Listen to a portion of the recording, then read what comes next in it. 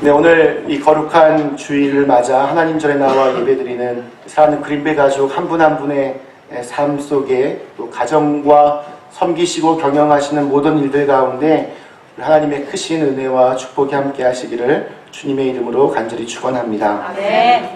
예전에 그 한국에서 좋은 생각이라고 하는 잡지에서 이렇게 보았던 글이 있습니다. 어느 아파트에 사는 한 부인이 그런 체험담을 적은 글이었습니다. 그 부인은 뭐 가끔씩 이제 다 자녀들을 보내고 한가해지면 응접실에 앉아서 이제 우아하게 커피를 마시며 이렇게 신문을 보거나 책을 보거나 하면서 시간을 보냈습니다. 근데 그가 사는 이 아파트는 글이 이렇게 넓지 않은 작은 골목 하나를 사이에 두고 건너편에 있는 아파트와 이렇게 마주 서 있었습니다.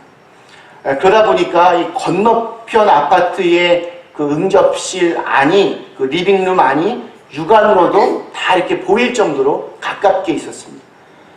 근데 이 건너편 그 아파트 한 그 자기 눈에 제일 잘 보이는 그 아파트에는 아주 고상하게 생긴 부인이 이따금 그 응접실의 소파에 앉아서 책을 읽거나 뜨개질하는 모습이 아주 눈에 자주 보였습니다. 그러던 어느 날이었습니다. 그는 그날도 이제 커피 한 잔을 들고 자기의 그 응접실 안에서 푹신푹신한 소파에 이렇게 앉았습니다. 자연히 눈길은 그 건너편에 있는 그 아파트 공간으로 이제 향해졌습니다. 그런데 그날따라 그 건너편 아파트에 있는 그 부인의 얼굴이 아주 흐릿하게 보였습니다. 그것을 보면서 그는 속으로 이렇게 생각을 했습니다. 아무리 세상에 이렇게 좀 바빠도 좀 창문 같은 건 좀 기본적으로 좀 닫고 살지, 뭐 책을 좀 읽든지 뜨개질을 하든지 그렇게 좀 집안 청소부터 먼저 하고 그런 걸 해야지, 저게 도대체 뭔가, 얼굴은 참 이렇게 곱상하게 생기신 분이 살림살이가 영 시원치가 않구나, 이렇게 생각을 했습니다. 그로부터 한 주, 두 주가 흘렀습니다. 근데 굉장히 날씨가 따뜻한 봄날이었습니다. 그는 큰 마음을 먹고 이제 집안을 구석구석 쓸고 닦고 청소를 하기 시작했습니다. 창문도 깨끗하게 닦았습니다. 그는 집안 청소를 다 하고 난 뒤에 피곤한 몸을 이제 끌고 다시 커피 한 잔을 손에 들고 그 응접실 소파에 기대어 앉았습니다. 자연히 또 그의 눈길은 또다시 건너편 그 아파트에 있는 그 응접실로 쏠렸습니다. 이것이 웬일입니까? 건너편 아파트에 사는 그 부인이 응접실에 앉아서 뜨개질을 하고 있는 모습이 마치 한 폭의 그림처럼 너무나 선명하게 잘 보이는 것이었습니다. 순간 그의 머릿속에 이런 생각이 스쳐 지나갔습니다. 내가 얼마 전에 저 부인이 자기 집 창문도 제대로 닫지 않아서 그렇게 잘 보이지 않는다라고 투덜거렸는데, 이제 보니까 내가 우리 집 창문을 제대로 닫지 않아서 그런 거였구나. 내가 참 이렇게 어리석구나. 그러면서 자기의 어떤 그 경솔함을 깊이 뉘우쳤다라고 합니다. 그리고 그 일이 계기가 되어서 앞으로는 다른 사람을 함부로 이렇게 쉽게 판단하지 않기로 이렇게 다짐을 했다라고 합니다. 자, 그런데 어쩌면 이것은 저와 여러분의 모습이기도 합니다. 때때로 우리 역시 우리 자신의 그 창문은 제대로 닫지 못하면서 그저 성급하게 다른 사람이 자기의 창문을 닫지 않는다라고 불평하며 비난을 할 때가 많이 있습니다. 그렇게 함부로 판단하고 경솔하게 행동을 합니다. 나를 향한 예수님의 질문들, 오늘 네 번째 살펴볼 예수님의 질문은 내 속에 있는 들보는 왜 깨닫지 못하느냐입니다. 예수님은 오늘 말씀을 통해서 우리에게 비판하는 것을 조심하라고 가르치십니다. 이 말씀은 무조건 그냥 비판하지 말라, 그냥 무조건 다 시키는 대로 해라, 이런 이야기가 아닙니다.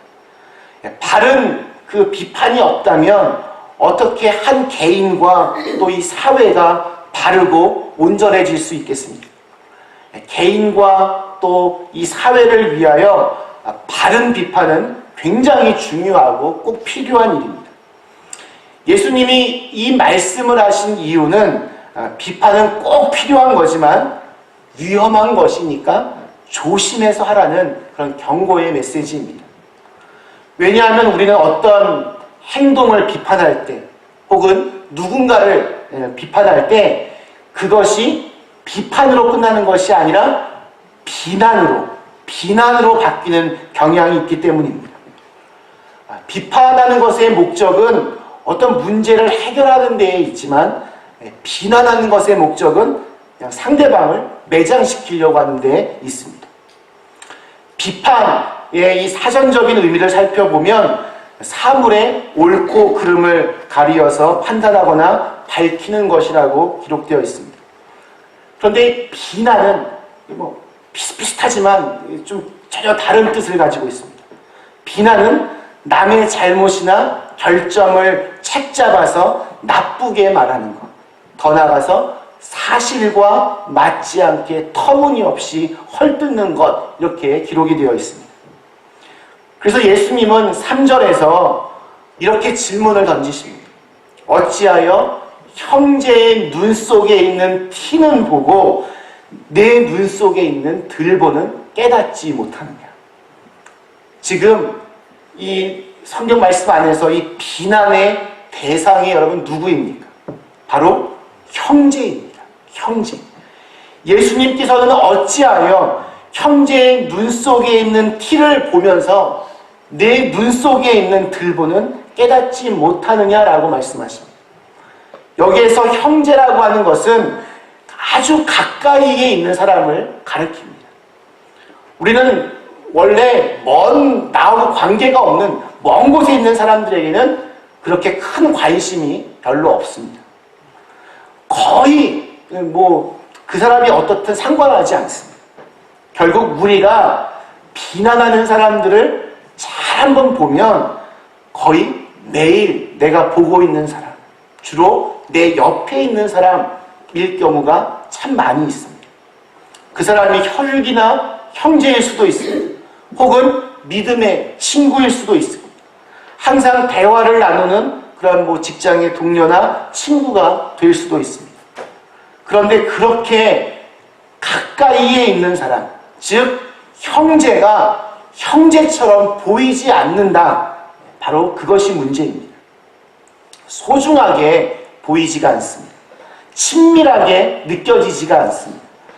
예수님께서 그 모습을 보시면서 4절에서 이렇게 경고를 하십니다. 보라, 내 눈 속에 들보가 있는데 어찌하여 형제에게 말하기를 나로 내 눈 속에 있는 티를 빼게 하라 하겠느냐. 들보라고 하는 것은 기둥, 이렇게 아주 듬직하게 있는 대들보를 의미합니다. 그리고 티라고 하는 것은 티끌과 같은 먼지를 뜻합니다. 엄청난 대조입니다. 자기가 더 시끄러우면서 남에게 좀 왜 이렇게 목소리가 크냐고, 좀 조용히 하라고, 왜 이렇게 시끄럽냐라고 이렇게 소리치고 있는 것입니다. 자기 자신은 더 흠이 있으면서 작은 그 약점과 흠이 있는 사람을 보고 흉보고 꾸짖고 있는 그러한 상황입니다. 우리가 살면서 우리의 그 비판 정신을 무디게 해서는 안 됩니다. 비판하는 것은 우리의 삶에 정말 꼭 필요합니다. 나 자신에 대한 비판과 또 우리 사회에 대한 비판은 우리 자신을 성숙하게 하고 이 사회를 발전시키는 하나의 원동력이 될 수 있습니다.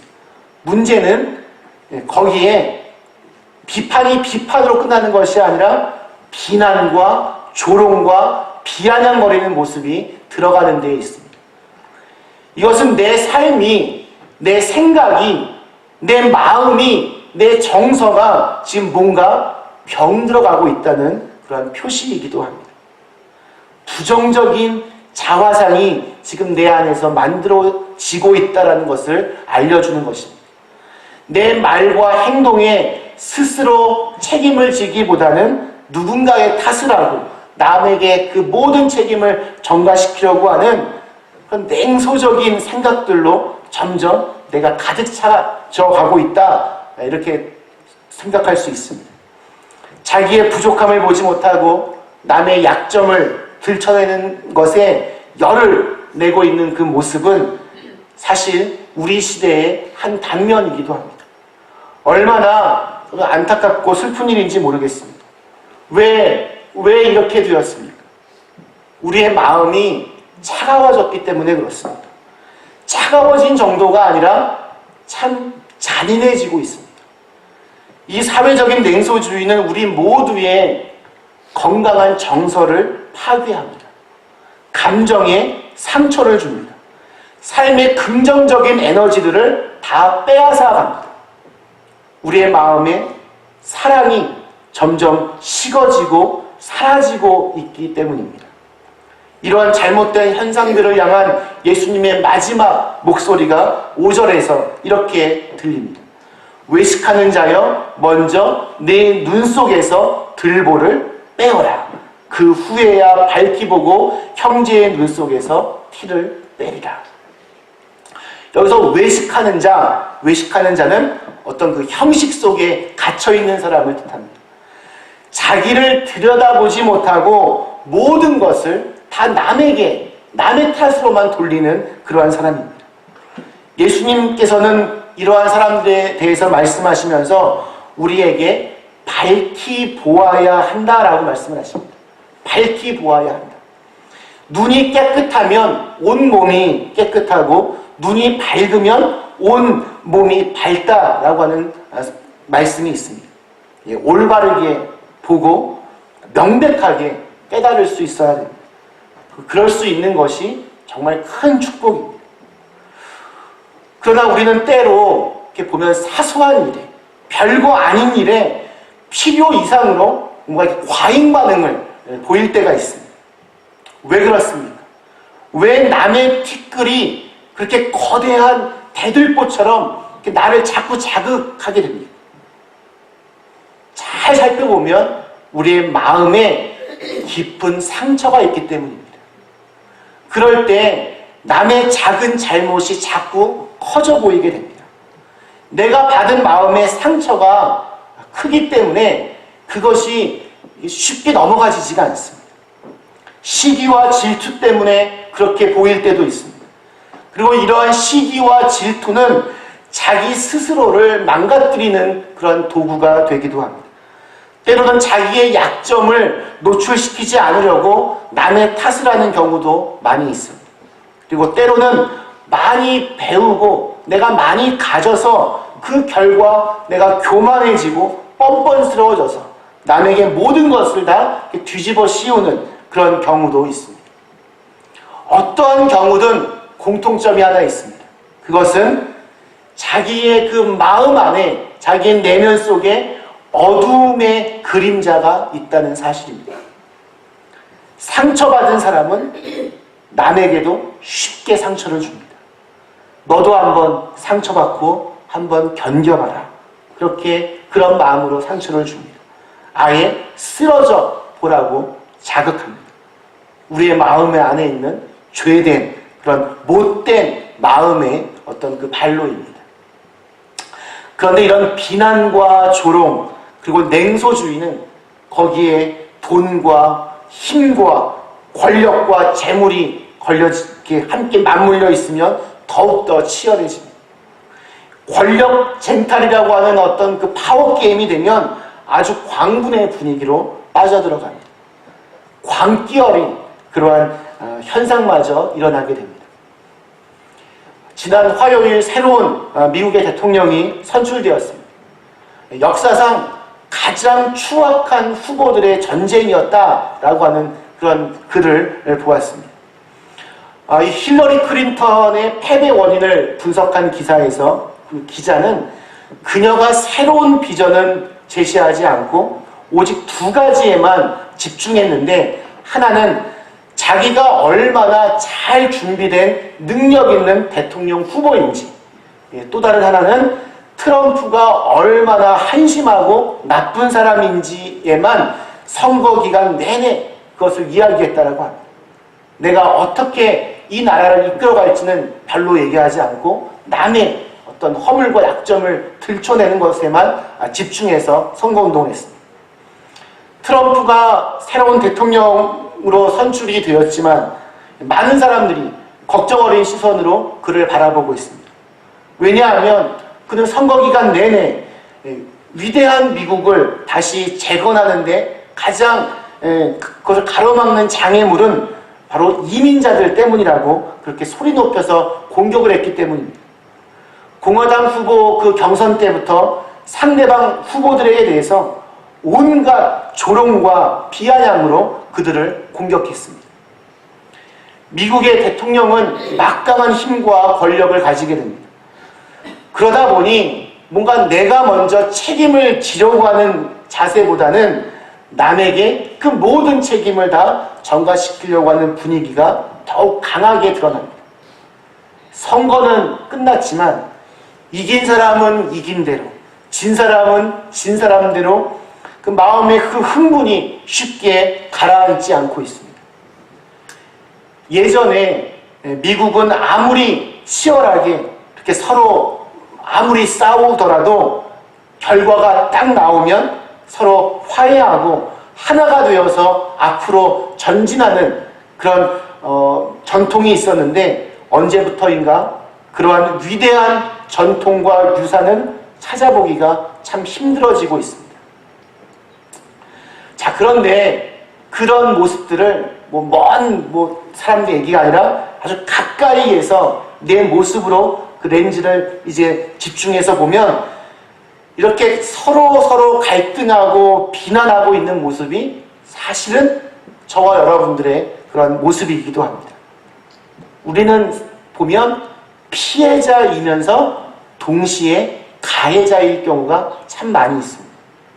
가해자이면서 동시에 그 속에서 함께 신음하고 있는 피해자이기도 합니다. 우리들 한 명 한 명은 서로를 높여줄 수도 있고 반대로 가차없이 다른 사람을 정말 땅바닥으로 내동댕이 칠 수 있는 그러한 존재들입니다. 내가 어떠한 생각을 하고 어떠한 판단을 하고 다른 사람들에 대해서 어떠한 태도를 갖고 있는가에 따라서 그 모든 것들이 결정이 됩니다. 자, 그렇다면 이제 좀 신앙적으로 우리가 예수 그리스도를 주님으로 고백하면서 이러한 이 냉소주의, 이 비난과 이 서로에 대한 증오감이 맞물려 있는 이 세상을 어떻게 넘어설 수 있겠습니까? 중요한 것은 바로 나 자신과 먼저 평화를 누려야 한다는 것입니다. 내가 먼저 내 안에서 나 자신과 평화를 누리지 못하면 우리는 결코 다른 사람과 평화를 누릴 수 없습니다. 내가 내 자신과 화해하지 못하면 이 세상 누구와도 화해를 하기가 어렵습니다.